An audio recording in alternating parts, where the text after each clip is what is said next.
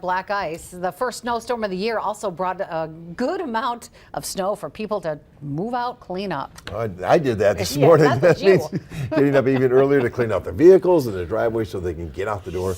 Taylor Zebel tells us more on what people are up to today in the aftermath of the big storm. Taylor.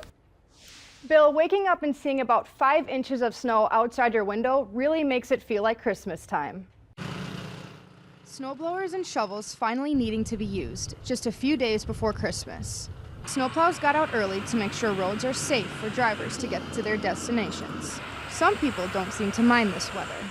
I love winter. Yeah, absolutely do love it. You know, there's days you wish you wouldn't have to do it, but I will take this over hot, humid, and earthquakey temperatures and weather all day long. Yeah, I mean, it's certainly the most we've had this year so far, but I mean, I feel like there are other areas that are a lot worse. This isn't too bad. Dozens of school districts delayed the start of classes. Some kids took advantage of the late start by hitting the sledding hills. For them, there's no better way to enjoy the winter wonderland. People who have lived in Wisconsin long enough know the drill and how to approach it. Pretty easy, actually. The first time broke the snowblower out, so didn't really need it, but needed to make sure it worked before the big ones would come.